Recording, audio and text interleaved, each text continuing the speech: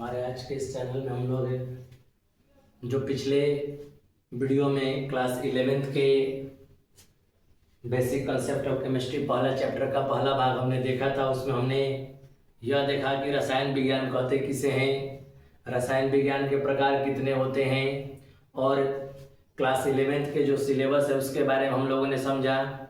पदार्थ का वर्गीकरण में शुद्ध अशुद्ध पदार्थ, तत्व, यौगिक और मिश्रण के बारे में पढ़ा।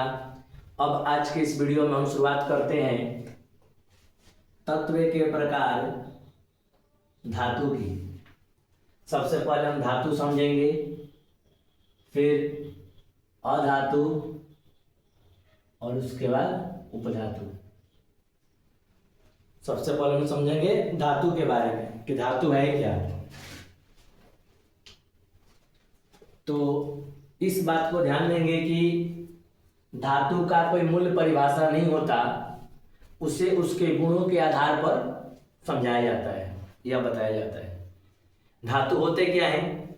तो धातु की सबसे मूल्य, सामान्य और गुण देखा जाए जो सभी धातुओं में पाया जाता है कि धातु ऊष्मा और विद्युत के सुचालक होते हैं। ठीक है, पहले धातु की बात करते हैं, उसके बाद अधातु ध्यान में रह जाएगा। धातु जो होते हैं ऊष्मा और विद्युत के सुचालक होते हैं। इनके परिभाषाओं को, इनके गुणों को समझने के लिए सबसे पहले हम लोग इस बात पर गौर करेंगे कि हम लोग दैनिक जीवन में जिन भी पदार्थों को देखते हैं उनमें वैसे पदार्थ को देखेंगे जो ऊष्मा और विद्युत का सुचालक होते हैं। सिंपल एग्जांपल देखिए, लोहा, कॉपर, जिंक, ये सारे जो हैं जब इनके विद्युत वायर बनाए जाते हैं तो ये आसानी से विद्युत धारा का प्रवाह करते हैं। प्रश्न आता है कि आखिर धातु ऊष्मा और विद्युत के सुचालक क्यों होते हैं? हीट और इलेक्ट्रिसिटी को ये कंडक्ट क्यों करते हैं? धातु जो होते हैं हीट और इलेक्ट्रिसिटी को कंडक्ट क्यों करते हैं? तो ध्यान देंगे कि हीट में ऊर्जा का स्थानांतरण एक स्थान से दूसरे स्थान तक होता है। जब एक मान लीजिए पात्र में किसी वस्तु को हम लोग एक लैंप के सहारे गर्म करना प्रारंभ करते हैं, यह पात्र हमारा गर्म होना प्रारंभ होता है जो किसी पूरी तरह से एक लैंप पर व्यवस्थित है, और जब इसे दूसरे धात्विक चीज से, जैसे हम लोग अपनी भाषा में बोला जाए तो घरेलू भाषा में कलछुल छोलनी का प्रयोग करते हैं, इसको इसके साथ चलाया जाता है, इसमें भोज्य पदार्थ को बनाया जाता है, तो कुछ समय बाद हम लोग देखते हैं कि यह हमारा जो ऊपरी भाग है यह भी धीरे धीरे गर्म होने लगता है। इसमें होता है क्या है कि जब इसको गर्म किया जाता है तो इसमें जो उपस्थित इलेक्ट्रॉन होते हैं वे एनर्जी प्राप्त करते हैं, और एनर्जी प्राप्त करके वो गति करना प्रारंभ करते हैं और इसके एक छोर से दूसरे छोर तक पहुंच जाते हैं।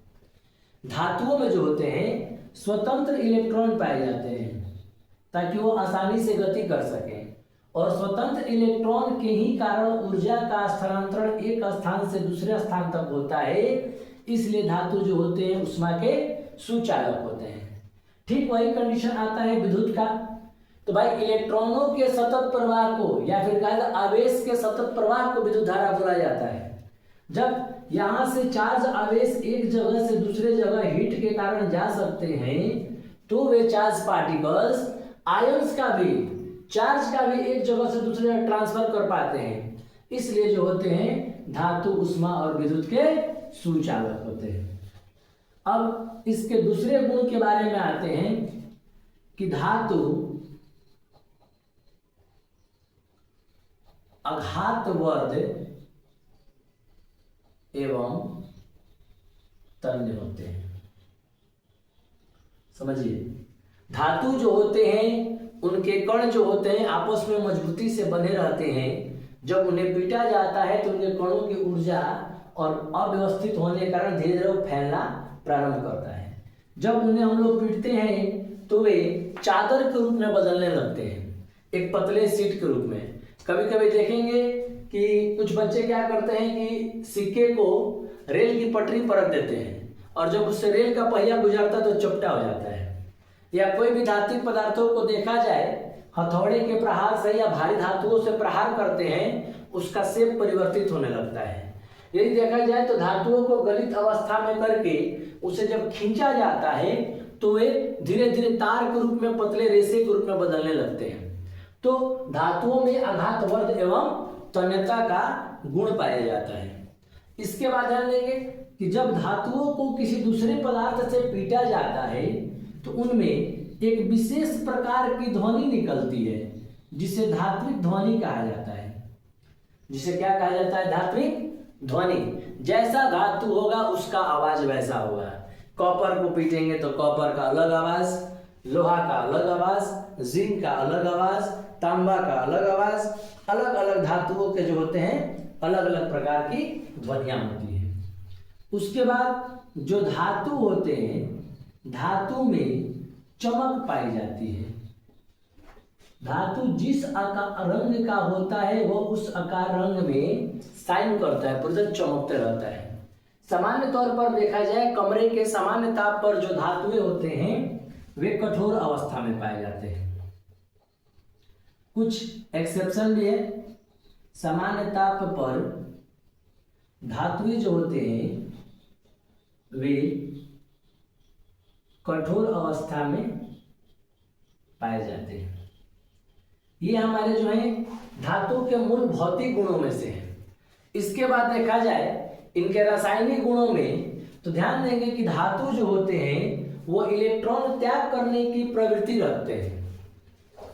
धातु जो होते हैं वो इलेक्ट्रॉन त्याग करने की प्रवृत्ति रखते हैं।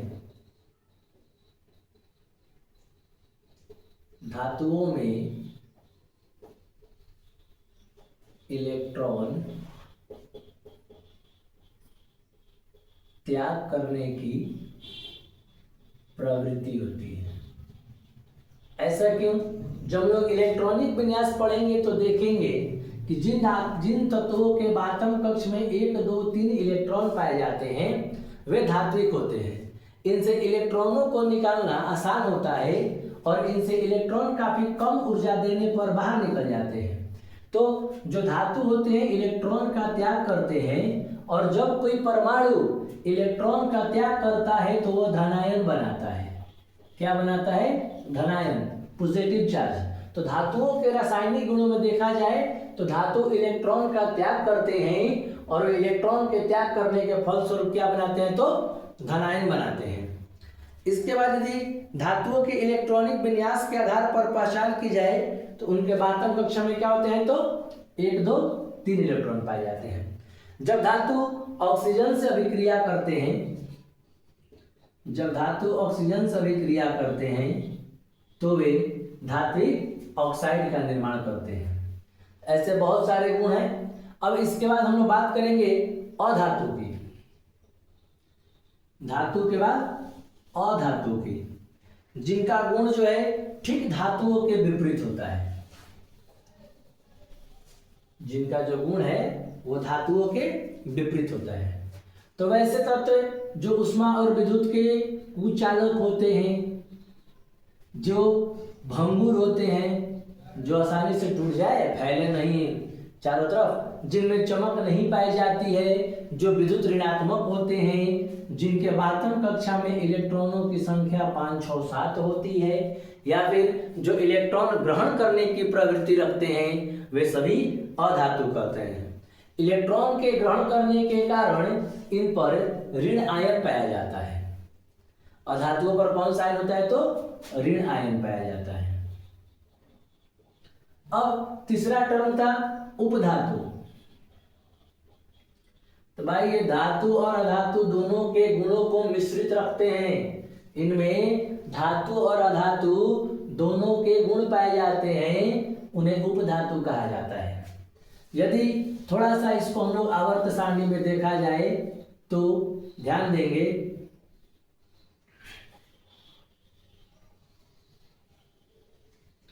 यहाँ वर्ग 1, वर्ग 2, 3, 4 से लेकर 12 तक और 13 से लेकर 18 तक। 18 तो नोबेल गैसेज है, जो शुरुआत में पहले होते हैं ये सारे जो होते हैं क्या होते हैं, धातु होते हैं। और यहाँ पर जो आपको आ जाएंगे लास्ट में जो होते हैं वो अधातु होते हैं। बीच में इनका गुण धातु से अधातु की ओर परिवर्तित होता है, धातु से अधातु की ओर परिवर्तित होता है। और इन्हीं श्रेणी में जो हमारे होते हैं उपधातु भी उपस्थित रहते हैं, इन्हीं श्रेणी में हमारे उपधातु भी उपस्थित रहते हैं। कुछ ऑब्जेक्टिव्स क्वेश्चन जो धातु अधातुओं से जुड़कर आते हैं, ऐसे हम लोग पढ़े कि सभी जो सामान्यतः धातु होते हैं वो कठोर होते हैं, परंतु सोडियम और पोटेशियम कुछ ऐसे धातु हैं जिन्हें चाकू से आसानी से काटा जा सकता है। सभी जो धातु होते हैं वे सामान्यतः कठोर और ठोस अवस्था में पाए जाते हैं, बट मरकरी पारा एक ऐसा धातु है जो द्रव अवस्था में पाया जाता है। ऐसा हम लोग पढ़े कि सभी अधातुओं में चमक नहीं पाई जाती है, लेकिन ग्रेफाइट और आयोडीन दो ऐसे उपधातु होते हैं जो हमारे चमक पाए जाते हैं। सभी धातु जो होते हैं उष्मा के सुचालक होते हैं, जबकि अधातु कुचालक होते हैं। लेकिन कार्बन का एक अपरूप ग्रेफाइट है जो उष्मा और विद्युत का चालन करता है, जिसका प्रयोग पेंसिल नेल में सेल के इलेक्ट्रोड के रूप में किया जाता है। एक छोटी छोटी चीजों को ध्यान देना है कि किन किन चीजों को ऑप्शनल में आता है जो उसका विरोधाभास करता है, वैसे प्रश्न हमेशा पूछे जाते हैं। आता है कि 1 ग्राम सोने से कितना लंबा तार खींचा जा सकता है। 1 ग्राम गोल्ड से लगभग 2 किलोमीटर लंबा तार खींचा जा सकता है। ये हमारे थे धातु अधातु और उपधातुओं के कुछ गुण और उनकी परिभाषाएं। अब हम लोग चलते हैं धातु अधातु उपधातु के बाद यौगिक के रूप में। ये तो तत्व के 3 प्रकार हो गए। अब आते हैं हम लोग यौगिक के रूप में। तो हम लोग यौगिक की परिभाषा पिछले वीडियो में पढ़े हैं, लेकिन आज फिर से उसको रिपीट करते हैं। जब 2 या 2 से अधिक पदार्थ भार के विचार से एक निश्चित अनुपात में मिलते हैं तो उसके फलस्वरूप जिसका निर्माण होता है उसे यौगिक कहा जाता है। 2 या 2 से अधिक पदार्थ जब भार के विचार से एक निश्चित अनुपात में मिलते हैं तो उसके फलस्वरूप जिसका निर्माण होता है उसे यौगिक कहते हैं। अब हम लोग बात करते हैं यौगिकों के प्रकार के बारे में कि यौगिक कितने प्रकार के होते हैं। तो यौगिक 2 प्रकार के होते हैं। एक होता है कार्बनिक यौगिक, तो दूसरा होता है अकार्बनिक यौगिक। वैसे यौगिक जिनमें कार्बन पाए जाते हैं उन्हें कार्बनिक यौगिक कहा जाता है, और वैसे यौगिक जिनमें कार्बन नहीं पाए जाते हैं उन्हें अकार्बनिक यौगिक कहा जाता है। वैसे यौगिक जिनमें कार्बन उपस्थित रहता है उसे कार्बनिक यौगिक कहते हैं, और जिन यौगिकों में कार्बन नहीं होता है उसे अकार्बनिक यौगिक कहते हैं। इसके बाद आता है मिश्रण। मिश्रण 2 प्रकार के, एक होमोजेनियस और एक हेट्रोजेनियस। एक होता है समांग मिश्रण और दूसरा होता है विसमांग मिश्रण। एक होता है समांग मिश्रण और दूसरा होता है विसमांग मिश्रण। तो मिश्रणों की पहचान उनके घटकों के आधार पर की जाती है। वैसे मिश्रण जिनमें उपस्थित सभी अवयव सभी जगह एक समान मात्रा में उपस्थित रहते हैं उन्हें समान मिश्रण कहते हैं, और वैसे मिश्रण जिसके अवयव सभी जगह अलग अलग पाए जाते हैं उन्हें भी समान मिश्रण कहा जाता है। मिश्रण में समान और विसमान। वैसे मिश्रण जिसके अवयव सभी जगह एक समान रूप में पाए जाते हैं उन्हें समान मिश्रण कहा जाता है, और वैसे मिश्रण जिसके अवयव सभी जगह अलग अलग रूपों में पाए जाते हैं उन्हें विसमान मिश्रण कहा जाता है। ये था तत्व और उसके प्रकार, यौगिक के प्रकार और मिश्रण। अब इसके बाद हम लोग आएंगे अवस्था के आधार पर पदार्थों का वर्गीकरण, कि अवस्था के आधार पर पदार्थों को कितने भागों में बांटा गया है। अवस्था के आधार पर पदार्थों को कितने भागों में बांटा गया है। तो सबसे पहले हम लोग ध्यान देंगे कि अवस्था के आधार पर हम लोगों ने पदार्थ को 3 भागों में बांटा था, ठोस, द्रव और गैस के रूप में। अवस्था के आधार पर पदार्थ 3 प्रकार के, ठोस, द्रव और गैस के रूप में। अब इन चीजों के मूल बातों को समझने की कोशिश करेंगे। काफी आसान तरीके से समझना है और धीरे धीरे थोड़ा थोड़ा, ये बेसिक चीजें हैं। ठोस, सॉलिड्स, एकदम एक वर्ड में तीनों का एक छोटा सा परिभाषा, जिसका आयतन और आकार दोनों निश्चित हो उसे ठोस कहते हैं। पदार्थ की वैसी अवस्था जिसका आयतन और आकार दोनों निश्चित होता है उसे ठोस कहते हैं। और पदार्थ की वैसी अवस्था जिसका आयतन निश्चित हो परंतु उसका आकार अनिश्चित हो। पदार्थ की वैसी अवस्था जिसका आयतन निश्चित और आकार अनिश्चित हो उसे द्रव कहते हैं, जबकि जिसका आयतन और आकार दोनों ही अनिश्चित हो उसे गैस कहते हैं। इनकी परिभाषाएं इनके आकार और आयतन के आधार पर ही आसानी से दी जा सकती हैं कि जिनका आयतन और आकार दोनों निश्चित हो वैसी अवस्था को ठोस अवस्था कहा जाता है, और जिसका आयतन निश्चित परंतु आकार अनिश्चित हो उसे द्रव कहा जाता है। जिसका आयतन और आकार दोनों अनिश्चित हो उसे गैस कहा जाता है।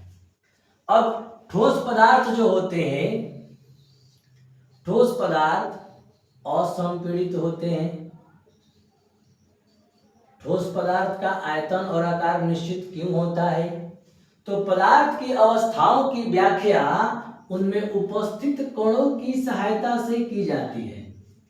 पदार्थ की अवस्थाओं की व्यवस्था उनमें उपस्थित कणों के आधार पर की जाती है और इनके सभी गुण इनके कण पर ही निर्भर करते हैं। अब इनके कणों की व्यवस्था क्या होती है सबसे पहले समझेंगे। तो ध्यान देंगे कि ठोस पदार्थ के कण जो होते हैं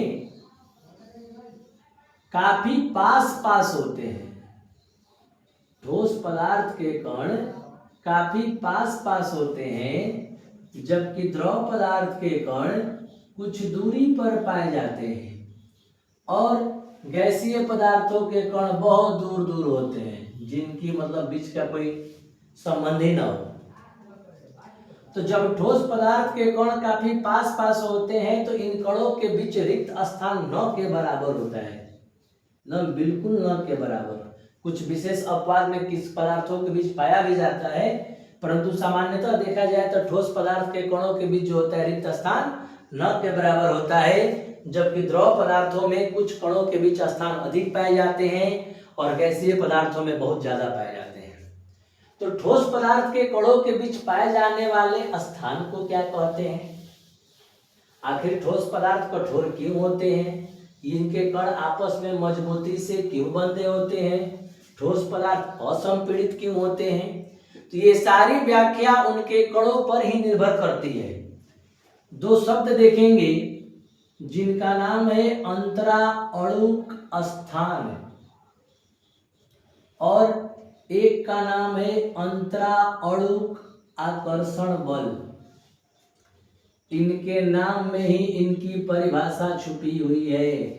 intermolecular space, intermolecular attraction force, इनके नाम में ही इनकी परिभाषा छुपी हुई है। अंतरा माने बीच, अणु मतलब कणों के, स्थान को क्या कहते हैं? अंतरा अणुक स्थान। पदार्थ के कणों के बीच के स्थान को अंतरा अणुक स्थान कहा जाता है और पदार्थ के कणों के बीच लगने वाले आकर्षण बल को अंतराणु आकर्षण बल कहते हैं।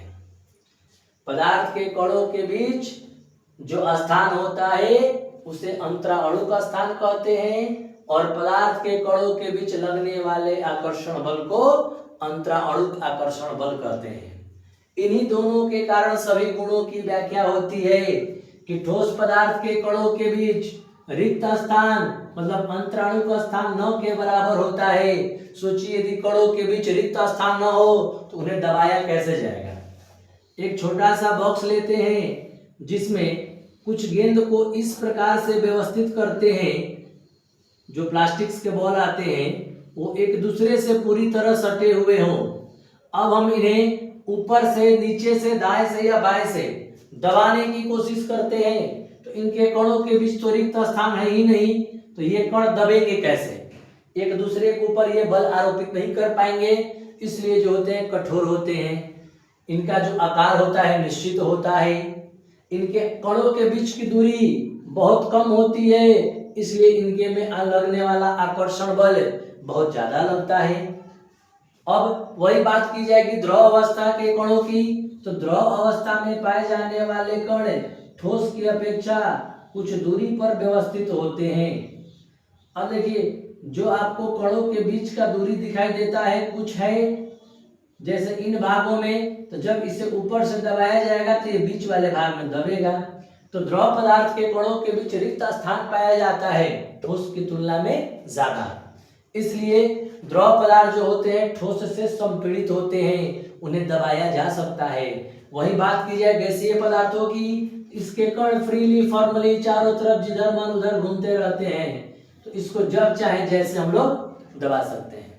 इसका सिंपल एग्जांपल देखिए कि एक बैलून में आप बालू के कणों को भर लें, दूसरे बैलून में जल के कणों को भर लें और तीसरे बैलून में हवा के कणों को भर लें और तीनों को कंप्रेस करके, तीनों को फ्लो कराकर, तीनों की परिस्थितियों के बारे में आप एक एक करके अध्ययन करके इनके गुणों की व्याख्या कर सकते हैं। ये है ठोस पदार्थ, द्रव और गैस और उनके गुण।